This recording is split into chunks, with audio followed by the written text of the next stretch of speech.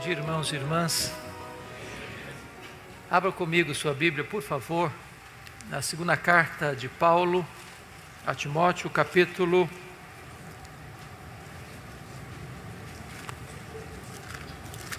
de número 4, versículo 2.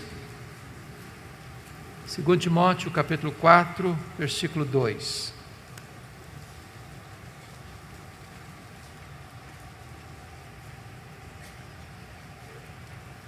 Prega a palavra, insta, quer seja oportuno, quer não.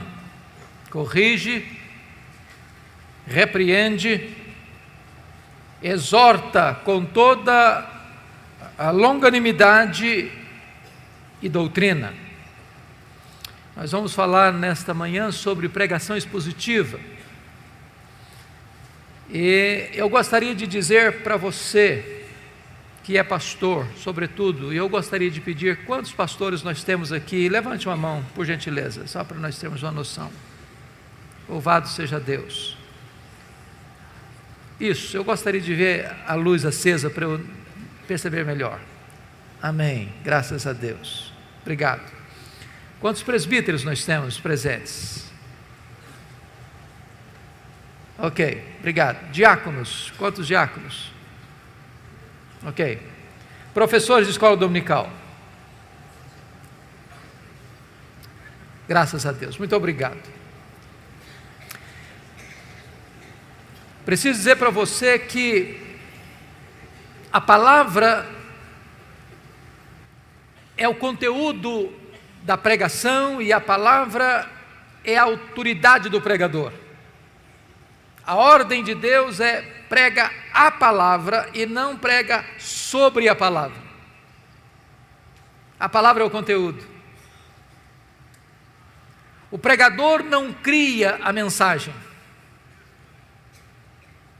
O pregador prepara o sermão, mas a mensagem é de Deus. A mensagem emana do próprio texto. O texto é o próprio conteúdo da mensagem. De tal maneira que Deus não tem compromisso com a palavra do pregador. Deus tem compromisso com a sua palavra. Não é a palavra do pregador que tem a promessa de não voltar vazia para Deus.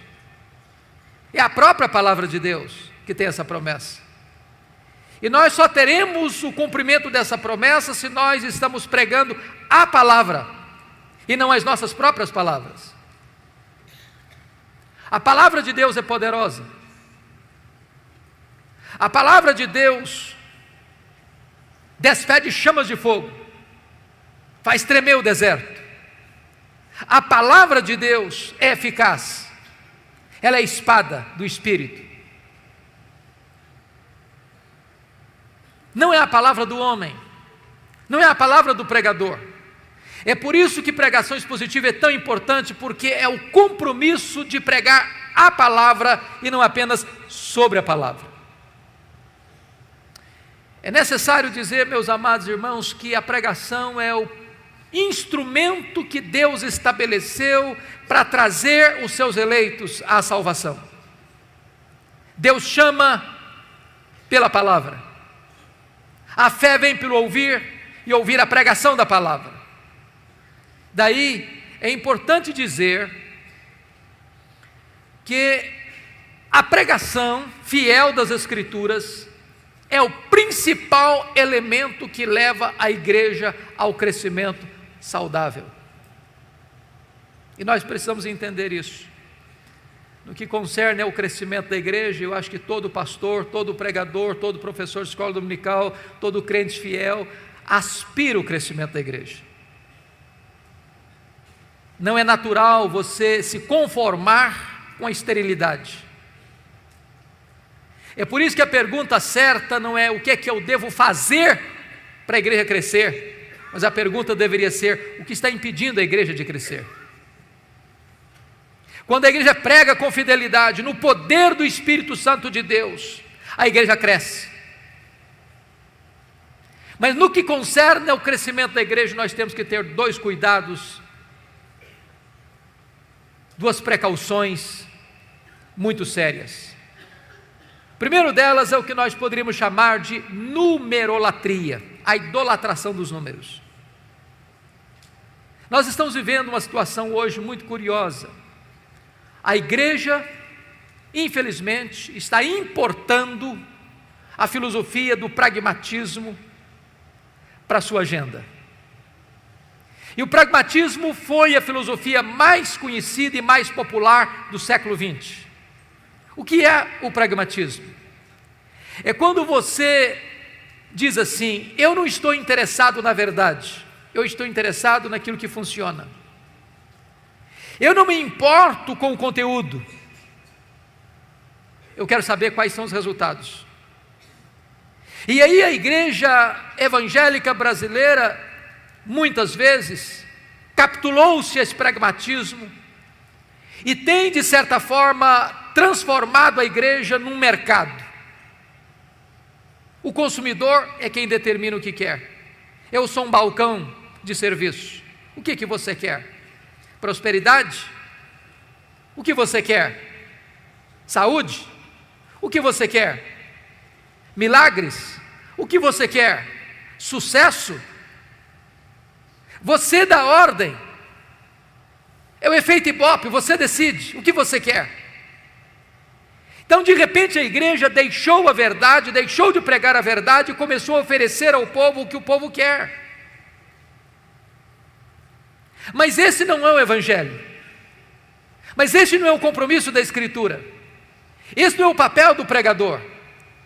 O pregador é chamado a pregar a palavra, a oferecer não o que o povo quer ouvir, mas o que o povo precisa ouvir.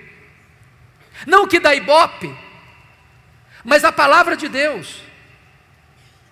Nosso papel não é arrancar aplausos do auditório, nem receber um tapinha nas costas no final do culto, mas é pregar a verdade, ainda que essa verdade fira o coração das pessoas. Porque o nosso papel é pregar com fidelidade o que Deus diz, não o que nós queremos dizer. Isso é pregação expositiva, e ela produz crescimento saudável, e nós não podemos entrar por esse caminho, de buscar crescimento a qualquer custo, de atrair as pessoas com a outra mensagem mais palatável, mais agradável aos ouvidos, mas sonegando o povo o trigo da verdade, as Escrituras Sagradas. Há um segundo risco, queridos, que nós corremos no que tange ao crescimento da igreja, que é a numerofobia. É o contrário da numerolatria, é o medo dos números. Eu fico muito triste quando escuto algumas pessoas dizendo assim: bom, Deus não se importa com quantidade, Deus se importa com qualidade. A nossa igreja não cresce, mas é fiel. Nós temos 100 membros há 10 anos, mas é gente batuta, gente boa. E eu fico perguntando se existe fidelidade estéril.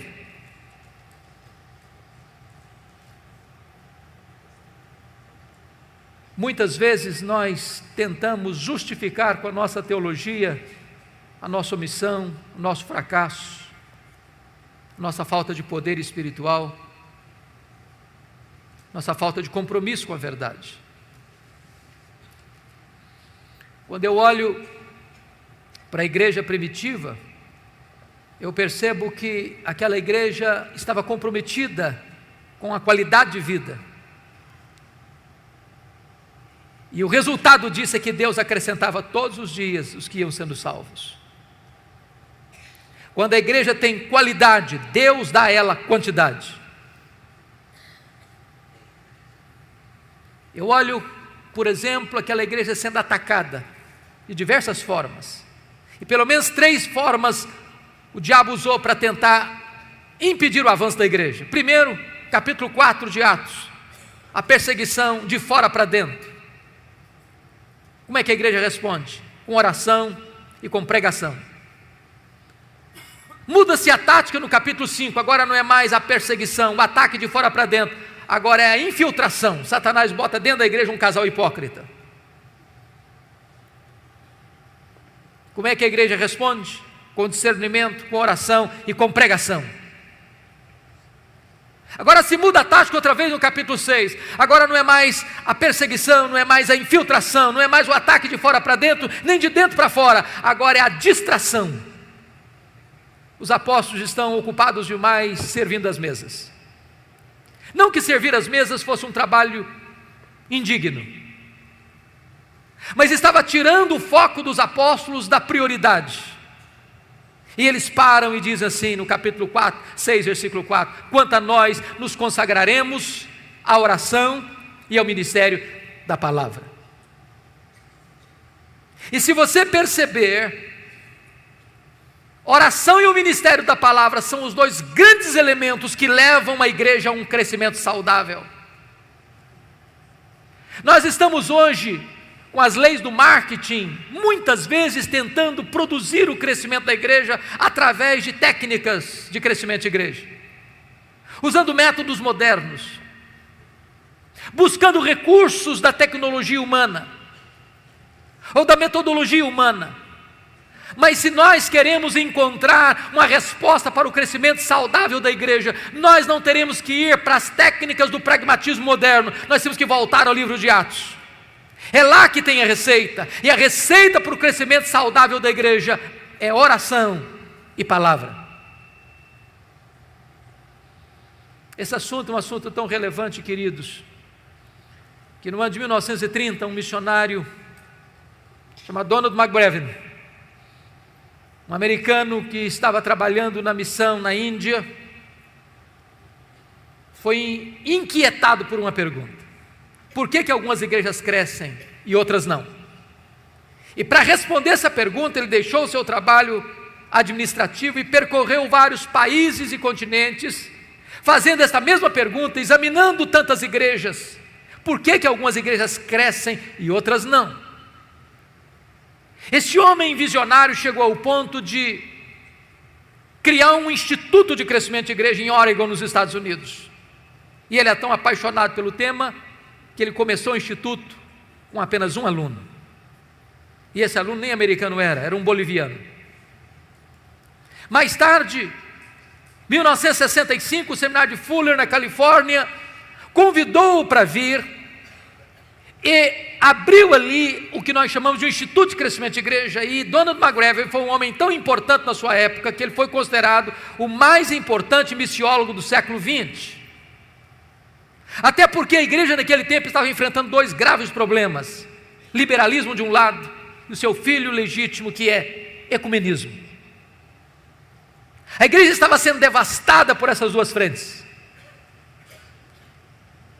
Porém, com o tempo, o movimento de crescimento de igreja perdeu o seu rumo. Veio Peter Wagner, outros mais, e de repente começa a se buscar o crescimento da igreja por técnicas pragmáticas, a ponto de David Ebb fazer uma pesquisa em mais de 100 teses e dissertações do movimento de crescimento de igreja, do seminário de Fuller, e encontrar pouquíssima ênfase na oração e na pregação como elementos que devam levar a igreja a um crescimento saudável.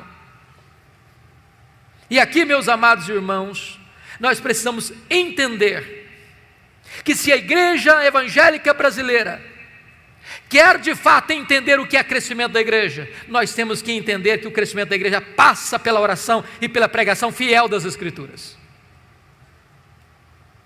Tom Rainer fez uma das mais exaustivas pesquisas sobre crescimento de igreja nos Estados Unidos, com 576 igrejas batistas da Convenção do Sul, talvez a mais detalhada e exaustiva pesquisa sobre o assunto, e ele chegou a uma conclusão magnífica: que de igrejas entre 100 membros a 10 mil membros, na pesquisa, o que foi identificado é que o que levou essas igrejas a um crescimento saudável foi pregação e oração. O IBGE aponta um crescimento expressivo da igreja evangélica brasileira. Já somos cerca de mais de 50 milhões de evangélicos em nosso país. Somos 30% da população dessa nação. Esse fenômeno é admirado no mundo inteiro.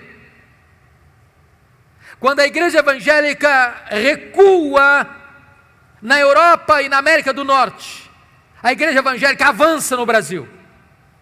A pergunta é: que igreja? Que evangelho? E eu tenho minhas dúvidas se de fato é o evangelho de Jesus que está crescendo, se é a igreja evangélica que está explodindo no Brasil. Porque o que nós estamos assistindo muitas vezes é um outro evangelho, um evangelho híbrido, um evangelho sincrético, um evangelho eivado de misticismo, paganismo, e não é este o evangelho da graça do Senhor Jesus. Temos que voltar ao evangelho e pregar a palavra. No meu entendimento, queridos, a pregação da palavra é tão importante porque ela vai corrigir, no meu entendimento, 4 dos grandes problemas que a igreja está enfrentando hoje. Primeiro, problema do liberalismo. O liberalismo é fruto do iluminismo, do racionalismo. Ele chega com a seguinte colocação: eu só posso aceitar como verdade o que a minha mente entende. Preste atenção nisso. A fé cristã é racional, mas ela é mais do que racional, ela é supra-racional. Por exemplo, eu não consigo entender com a minha razão como Deus, sendo um só, subsiste em 3 pessoas distintas.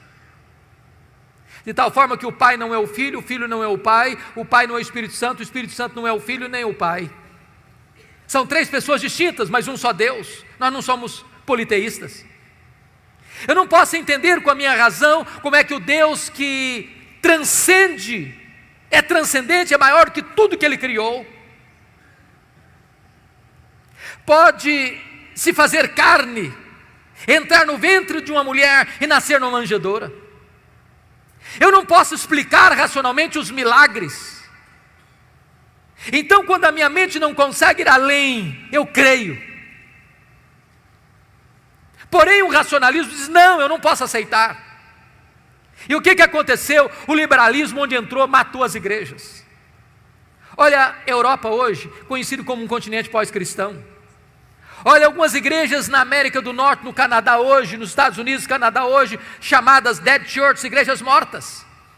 Eu visitei recentemente uma igreja em Toronto, igreja John Calvin, templo belíssimo, um jardim grinaldado de flores no pátio, uma placa de bronze muito bonita com o nome do pastor, doutor fulano reverendo das quantas.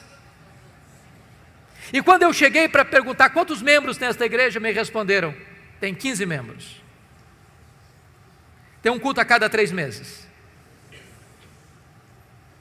Porque onde o liberalismo chega, ele mata. Ele é um veneno mortífero, ele é um câncer. O que é dramático e triste é que muitos seminários históricos das nossas igrejas no Brasil estão ainda flertando com o liberalismo. Estão ainda encantados com este veneno mortífero. Você nunca viu um pastor liberal plantando igrejas, você nunca viu um pastor liberal experimentando um reavivamento, você nunca viu um pastor liberal promovendo o crescimento da obra de Deus.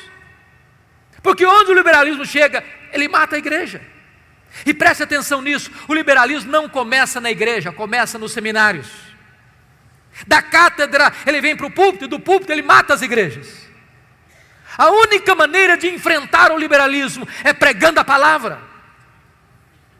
Um liberal chega para você dizendo o seguinte: bom, eu creio na Bíblia, mas eu não creio em tudo que está lá. Um liberal vai chegar, por exemplo, e dizer: eu não creio em Gênesis 1 e 2, não creio na literalidade de Gênesis 3. E muita gente hoje está tentando fazer um concubinato entre cristianismo e darwinismo, achando que isso é o suprassumo. Eu fiquei muito decepcionado. Há poucos dias eu fui comprar um comentário de Gênesis, de um pastor muito conhecido aqui no Brasil, com muitos livros publicados aqui no Brasil. E quando eu vi o comentário em 3 volumes, eu fiquei encantado. É esse que eu preciso. E eu fiquei chocado que aquele famoso escritor americano dedicou 400 páginas praticamente para expor Gênesis 1, 2 e 3 dentro desta linha liberal, tentando conjugar cristianismo com darwinismo. E notem vocês, é impossível negar a literalidade, a historicidade de Gênesis 1, 2 e 3, sem negar toda a Escritura. Porque a criação não está registrada apenas em Gênesis 1, 2 e 3, em todos os livros da lei, em todos os livros históricos, em todos os livros poéticos, em todos os livros proféticos, nos evangelhos, no livro de Atos, nas epístolas e no livro de Apocalipse. Nós teríamos que desconstruir toda a verdade de Deus para abraçarmos o liberalismo. É por isso que um liberal jamais será um pregador expositivo, porque não tem compromisso com a veracidade, com a inerrância, com a infalibilidade das Escrituras. Segundo lugar, a pregação expositiva corrige o problema grave que assola a igreja brasileira, que é o sincretismo religioso. De onde viemos? Qual é o nosso pano de fundo? Pagelança indígena, catolicismo português, espiritismo kardecista da França, cultos afros brasileiros. Agora nota o que está acontecendo hoje. Muitas igrejas hoje não fazem mais uma peregrinação a Juazeiro do Norte, nem a Aparecida do Norte, mas usam a rosa ungida, um copo d'água em cima do rádio, sal grosso. O que nós fizemos? Simplesmente mudamos o rótulo, mas o conteúdo é o mesmo. Se a igreja evangélica brasileira não se voltar para as Escrituras, ela corre o risco de entrar por esses caminhos. E aí nós fazemos 7 sextas-feiras especiais, não pode ser 5 nem 6, tem que ser 7. E aí nós botamos uma placa na porta, uma faixa, terça-feira dos milagres, e se Deus não fizer, está encrencado, porque nós já agendamos para fazer. E nós criamos técnicas e mecanismos para atrair as pessoas, mas sonegando a elas a verdade de Deus. O papel do pregador é pregar a palavra. Meus amados irmãos, se nós não crermos na suficiência da Escritura, nós vamos ter que ser muito criativos. Sabe por quê? Porque se você criar novidades, isso passa, isso é igual chiclete. Você começa depois a mastigar borracha, aí você tem que criar outra, e outra, e outra, e outra, e outra. Prega a palavra. Essa palavra é viva, essa palavra é atual, essa palavra é poderosa, essa palavra é suficiente. Prega a palavra, é a ordem de Deus. Mas há um terceiro aspecto que eu acho que a pregação expositiva corrige, queridos, que é o problema da ortodoxia morta. E eu estou me dirigindo talvez a um grupo grande de crentes históricos nesse país. E talvez esse seja o nosso maior problema. Talvez a maioria de nós aqui não pregue heresia. Talvez a maioria de nós aqui não aceite qualquer novidade no mercado da fé. Mas também falta-nos poder, falta-nos unção do Espírito, falta-nos virtude de Deus. Dr. J.I. Packer disse que não tem nada mais solene do que um defunto dentro de um caixão. É soleníssimo, mas está morto. Ortodoxia morta mata.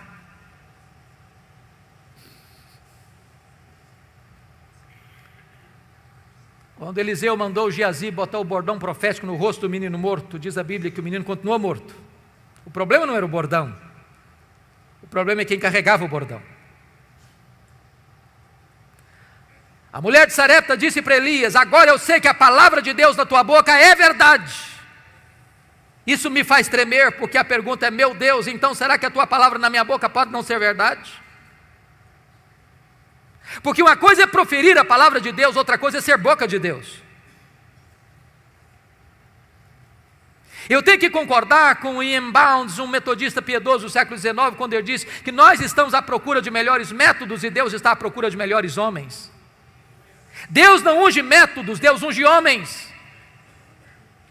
Homens mortos tiram de si sermões mortos, e sermões mortos matam. Nós dependemos do Espírito Santo, queridos. Essa palavra tem que ser pregada com fidelidade, mas na virtude, no poder do Espírito Santo de Deus. Perguntaram certa feita para Dwight Lyman Moody: Moody, qual é o maior problema da obra? Moody respondeu: o maior problema da obra são os obreiros. Talvez você e eu sejamos o maior problema da igreja.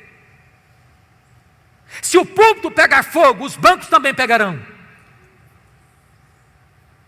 Se o pastor for um graveto seco a pegar fogo, lenha verde vai começar a arder. Não basta apenas pregar, é preciso pregar como Paulo disse, no poder do Espírito, em profunda convicção. Mas eu penso, amados irmãos, que a pregação expositiva vai corrigir um outro aspecto sério hoje, que é a superficialidade. Muitos pregadores estão dando uma sopa rala para o povo. E eu vou lhe dizer uma coisa: a ovelha faminta é a ovelha susceptível aos lobos. As heresias entram porque muitas vezes nós, pastores, não temos dado ao povo o alimento sólido da palavra de Deus. É triste como tantos pregadores hoje não se preparam para pregar. E eu entendo o que Paulo disse na sua carta a Timóteo, que são dignos de redobrados honorários aqueles que se afadigam na palavra. É trabalho árduo, pesado. E aqui é um fato curioso, é que a maioria dos nossos membros parece que não entende que quando o pastor está estudando, ele está trabalhando. Talvez a ideia popular é que o bom pastor é aquele que toma 10 cafezinhos todo dia na casa de muita gente. E chega no domingo e prega qualquer coisa.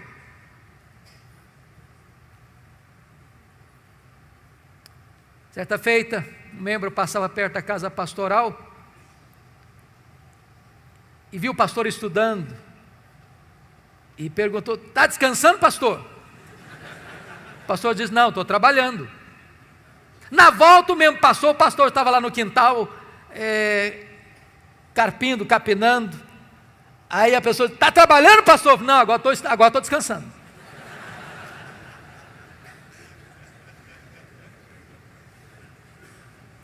Se nós quisermos pregar expositivamente, nós teremos que estudar. Por isso, eu gostaria de dizer para você que nós poderíamos sintetizar a pregação expositiva em 3 verbos, e se você guardar esses 3 verbos, eu fico muito feliz. Acho que você entendeu a mensagem que eu quero passar nessa manhã. Pregação expositiva pode ser resumida em 3 verbos. Primeiro, ler o texto. Ler. Você já viu um pregador subir ao púlpito e ele atropela o texto que vai pregar? Ele lê o texto atabalhoadamente. Quando você vê tal coisa, o que você pensa? Ele não se preparou. Ele não conhece nem o texto. Ele não gastou tempo. Talvez ele está dizendo o seguinte: o que importa aqui não é o texto que eu estou lendo, é o que eu vou falar depois. Deixa eu dizer uma coisa para você: a parte mais importante de um sermão é o texto, porque só vai ser sermão se ele expor o texto que ele leu. Então é uma recomendação: leia o texto 1 vez, 5 vezes, 10 vezes, 20 vezes, leia, deixe que esse texto entre em você, se possível decore o texto. Leia com entusiasmo, leia com vibração, porque quando a pessoa vê você ler o texto e diz: esse homem tem alguma coisa para nos dizer. Segunda coisa, segundo verbo, explicar o texto. Calvino dizia que pregação é explicação da Escritura. A não ser que você explique o texto, você não pregou. Você conhece aquele tipo de pregador que lê o texto, vai embora do texto e nunca mais volta para o texto? Ele viaja, faz viagens internacionais e espaciais. E você pergunta, meu Deus, mas por que ele leu esse texto?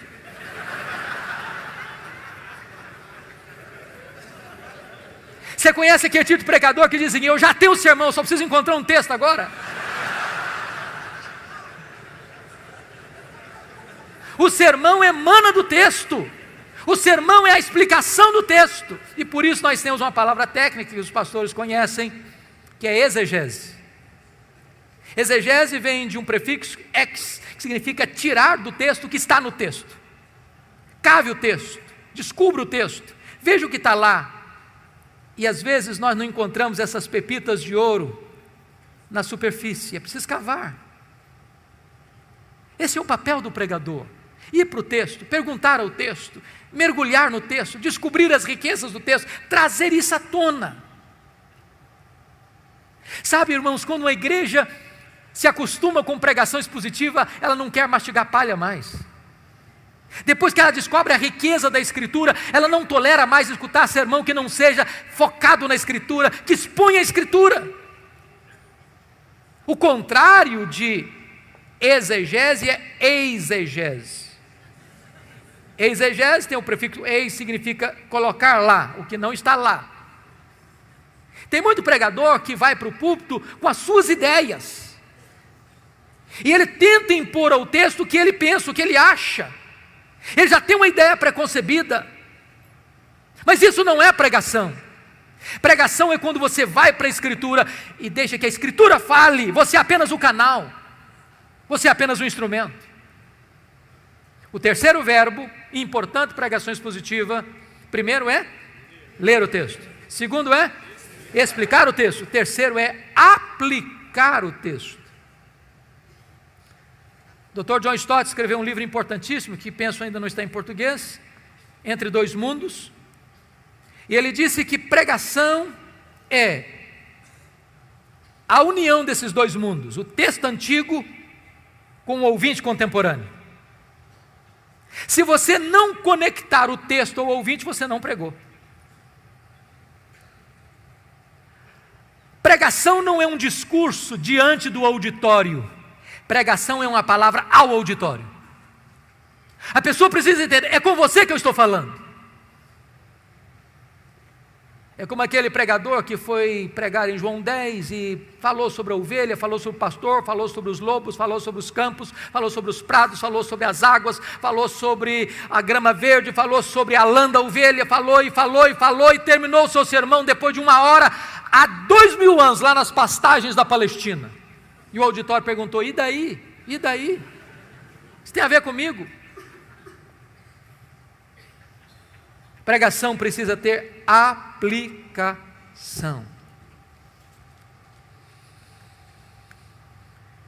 E aqui é importante uma coisa. Se você não interpretar corretamente o texto, você pode ser herético na aplicação. Você pode proibir em nome de Deus o que Deus não está proibindo. Você pode fazer promessas em nome de Deus que Deus não está fazendo. Você se torna um falso profeta, um falso mestre, um falso pregador. Haddon Robson escreveu um livro importantíssimo e ele trabalha sobre esse assunto, falando da heresia da aplicação. Quando o pregador não interpreta o texto, ele se torna herético na hora de aplicar o texto.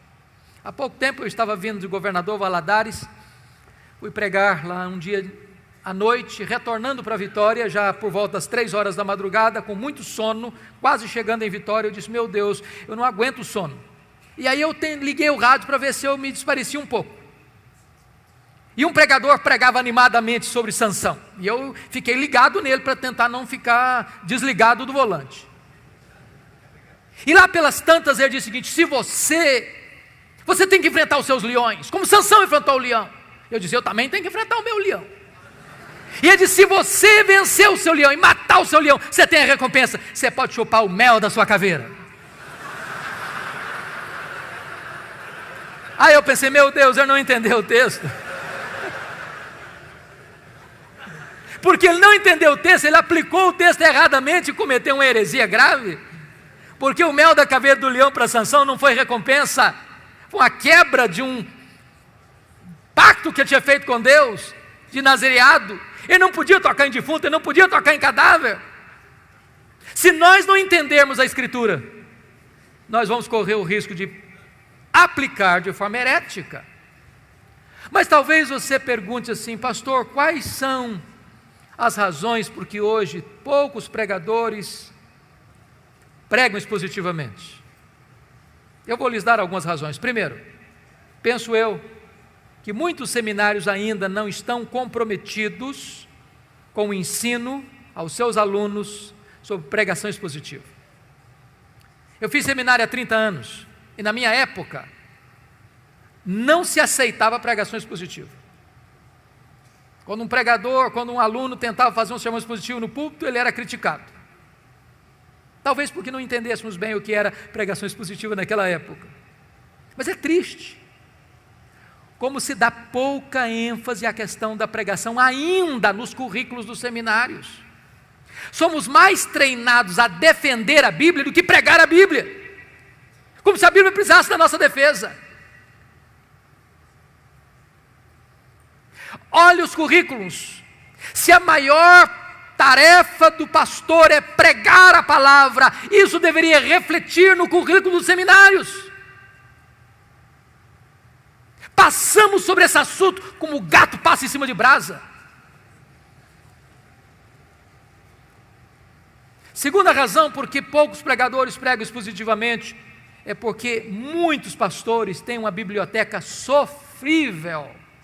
Sofrível. Eu tenho visitado muitos pastores, colegas, e uma das coisas que eu gosto de fazer é visitar a biblioteca do pastor. E tem hora que eu fico chocado, porque eu vejo alguns poucos livros já amarelos de tanto tempo, empoeirados, e eu penso assim: ou esse colega é um fenômeno, ou ele está dando uma sopa rala para o povo. Queridos irmãos, é impossível pregar expositivamente sem estudar seriamente. Impossível, impossível. Deixa eu dizer uma coisa para você: se você é pastor e não gosta de ler, dá uma checada na sua vocação.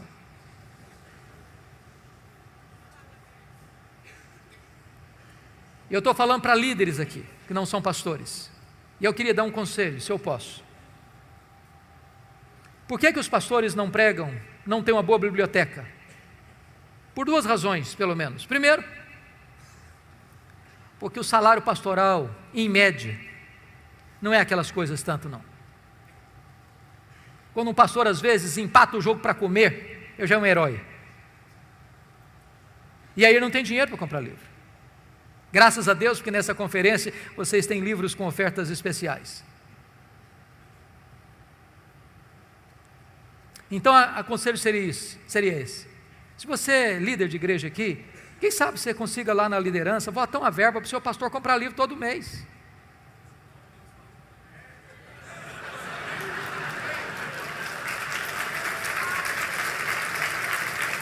O maior investimento que a igreja pode fazer na igreja é investir no pastor da igreja. Agora, se o sermão não melhorar, corta a verba também.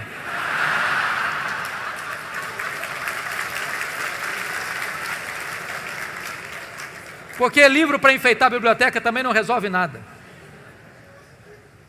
A segunda razão por que os pastores não têm uma boa biblioteca é porque isso não é prioridade para eles. Eu fui um seminarista muito pobre em Campinas, muito pobre. Perto do nosso seminário, ali na Avenida Brasil, em Campinas, tinha uma pizzaria. Eu passei 4 anos lá, nunca tive o privilégio de ir naquela pizzaria, nunca.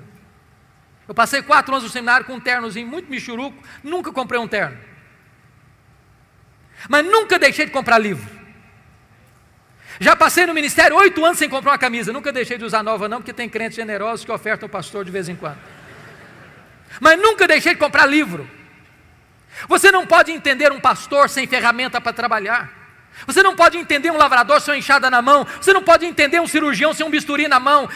Livro é matéria-prima do pastor se preparar para pregar.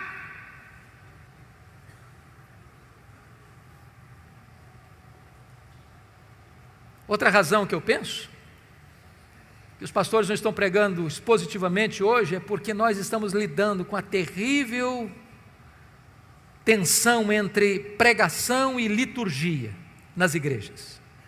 É triste o que está acontecendo hoje, triste. Em muitas igrejas se canta meia hora, 1h30 e se prega 10 minutos. Eu já tenho tido constrangimento, às vezes, de ser convidado para pregar em alguns encontros e se paga uma passagem cara para ir lá. E você chega lá e se canta meia hora, se canta 1h, se canta 1h30 e alguém chega para você e bate no seu joelho. Dá para pregar 10 minutos? Eu estou vindo agora de uma semana nos Estados Unidos e sempre quando eu vou pregar, eles têm o cuidado de dizer, olha, aqui é sermão americano, não é sermão brasileiro. Nós não toleramos sermão de 40 minutos aqui. É 15 minutos. E eu tenho que concordar com John MacArthur. Sermonetes criam cristianetes. Eu não posso entender como você pode expor a palavra de Deus com 15 minutos. E é uma falácia você dizer o seguinte, não, hoje com a televisão, com a internet, com isso, com aquilo, o homem moderno não consegue ouvir um sermão de 40 minutos. Consegue sim. Se você se preparar, se você orar, se você se levantar no poder do Espírito Santo de Deus, o povo vai querer mais e mais e mais.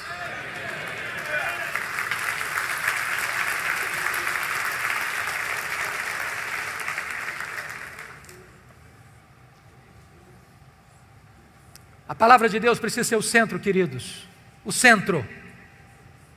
E nós, pastores, somos responsáveis por isso.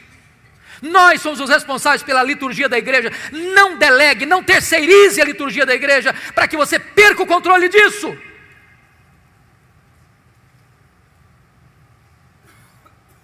Estamos perdendo a centralidade das Escrituras, por isso deixamos de pregar expositivamente.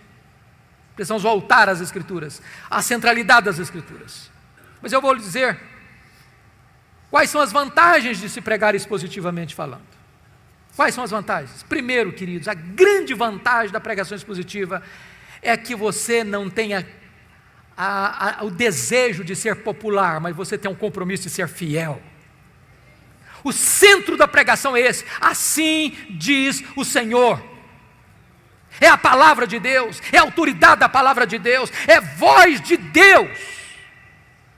Eu estive há 15 dias lá em Londres pregando e fui visitar Tabernáculo Metropolitano, onde Spurgeon pregou no século XIX.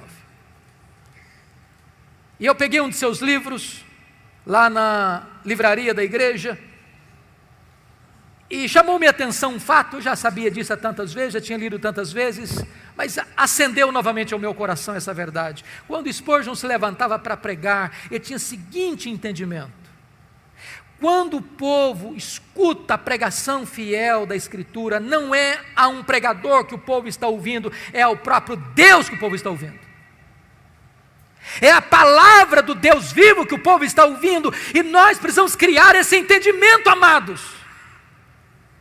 Se o pregador é fiel, e se ele se levanta para expor a palavra de Deus, o povo está ouvindo a palavra do Deus vivo, e não a palavra de um pregador apenas. Este é o fato empolgante da pregação expositiva. Segundo aspecto, é que quando você prega expositivamente, você economiza um grande tempo. Talvez você que é pregador aqui, tem que pregar toda semana, às vezes 2, 3 vezes na semana, você sabe disso, não é fácil decidir o que pregar. É por isso que 90% dos pastores têm que tomar omeprazol. Eles ficam angustiados, meu Deus, o que é que eu vou pregar? Chega na segunda-feira, ele está pensando: o que eu vou pregar domingo? O que eu vou pregar domingo? O que eu vou pregar domingo? Chega na terça-feira, ele está folheando algum livro. Chega na quarta-feira, ele está dando uma olhada em algum livro de esboço de sermão. Chega na quinta, ele está desesperado, olhando na internet. Chega na sexta, ele já está com angústia na alma. Quando chega no sábado, ele já está suando frio. Quando chega no domingo, ele prega qualquer coisa.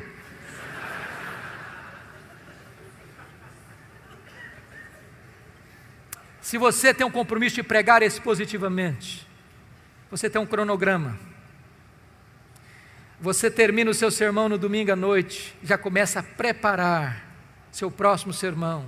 Em vez de você gastar tempo pensando no que pregar, você investe todo o tempo preparando o que pregar.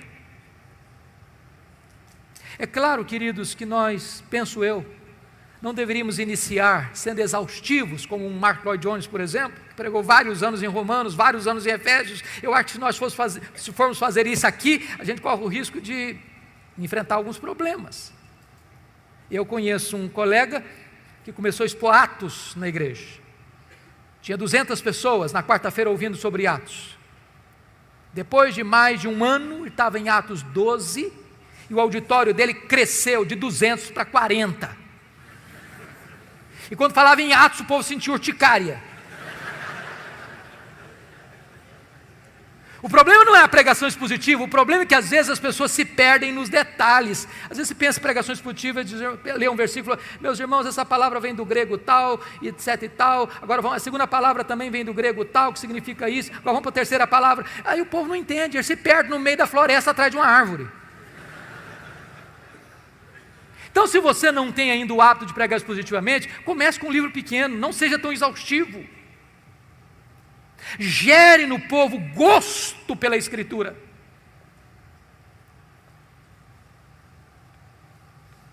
Outra coisa importante: se você está pregando expositivamente, você vai evitar milindres. Se você está numa congregação pequena, por exemplo, imagine isso.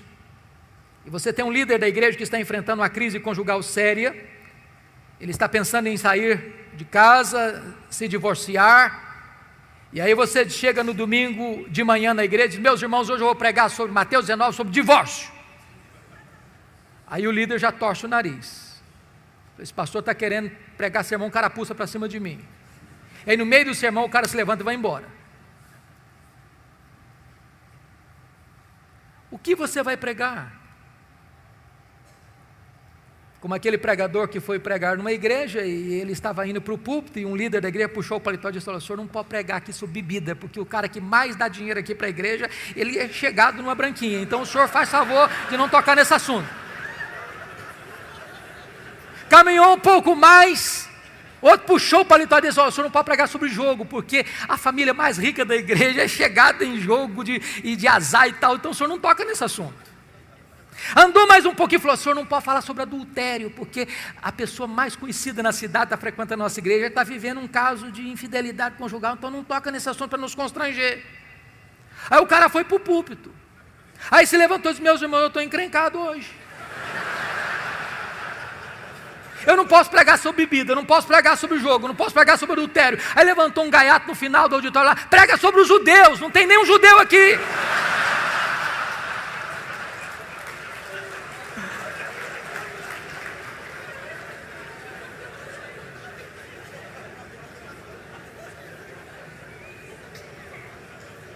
Quando você prega expositivamente, não corre esse risco. Imagine que você expôs na sua igreja, no domingo passado, Mateus 18. O que o povo espera que você pregue no domingo seguinte? Mateus 19. Se tem alguém enfrentando crise conjugal, é Mateus 19. Eu não vou pular o capítulo 19. Evita milindres, constrangimentos, de alguém pensar que você está pregando sermão carapuz. Mas, amados irmãos, eu preciso dizer uma coisa para vocês: tudo isso é tão importante, mas nada disso vai funcionar se você não colocar sua vida, seu coração dentro desse trabalho. A vida do pregador é a vida do seu ministério. É necessário entender isso.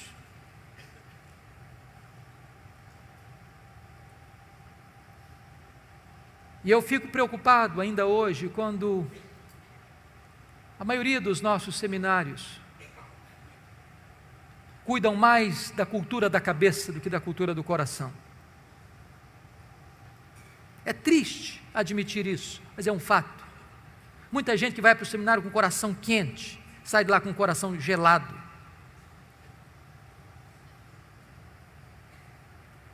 Não há nada mais perigoso do que acostumar-se com o sagrado, que acostumar com a pregação, que acostumar com o púlpito.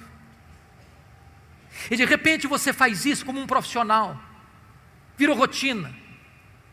Mas isso não mexe mais com a sua vida, isso não queima mais seu coração, isso não arde mais em sua alma. Como certa feita um pregador de Londres foi conversar com um ator famoso da Inglaterra e disse: eu não entendo uma coisa. Perguntou o pastor ao ator londrino: você prega uma fábula e as multidões vêm para ouvir você. Eu prego a verdade e ninguém quer me ouvir. E o ator respondeu para o pregador: é simples, pregador. Eu prego a minha fábula como se fosse verdade, você prega a sua verdade como se fosse uma fábula. Tem hora que eu fico perguntando: meu Deus, será que as pessoas acreditam que nós acreditamos no que pregamos? Um dia eu estava pregando em Salvador, e eu pregava sobre avivamento, e uma repórter da cidade estava lá para uma entrevista. Ela olhou nos meus olhos e me perguntou: o senhor acredita no que prega? Eu respondi para ela: eu creio firmemente no que prego. Mas a pergunta é curiosa e emblemática: será que as pessoas acreditam que nós acreditamos no que pregamos?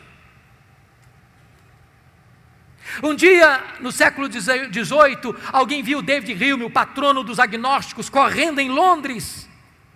E a pessoa perguntou: David Hume, o que você está fazendo aí correndo? Ele disse: eu estou indo ouvir George Whitefield pregar. Aí a pessoa ficou curiosa: mas você não acredita no que ele prega? Acredita? Ele diz: não, eu não acredito no que ele prega não, mas ele acredita no que prega.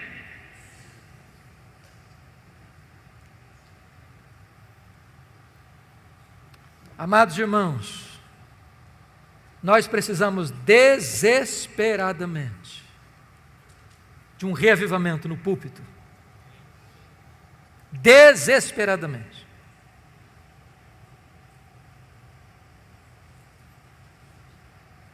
João Wesley dizia para os seus alunos: meus filhos, ponham fogo no seu sermão, ou ponham o seu sermão no fogo.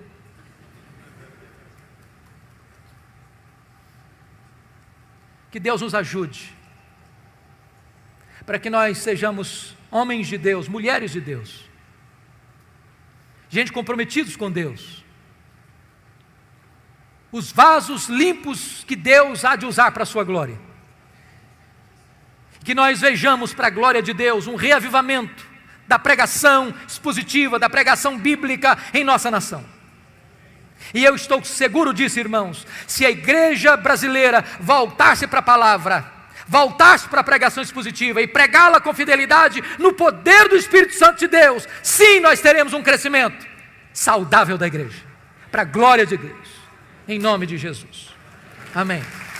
Vamos orar, queridos. Vamos orar.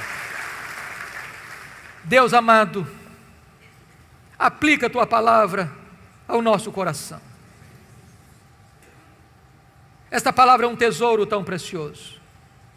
É o Evangelho, é a boa nova da salvação, é o poder para a salvação de todo o que crê, é a palavra viva, é a palavra eficaz, é a palavra poderosa, palavra infalível, inerrante, suficiente. Oh Deus, desperta o nosso coração para amar a tua palavra, enche-nos da tua palavra, a nossa mente, o nosso coração, a nossa alma, o nosso ser, e dá-nos o compromisso, Deus, de pregarmos a tua palavra, toda a tua palavra, só a tua palavra. E nós entendemos que quando isto é feito, por mercê e graça, tu operas maravilhas no meio do teu povo. Bendito é o teu nome, em nome de Jesus. Aleluia. Amém.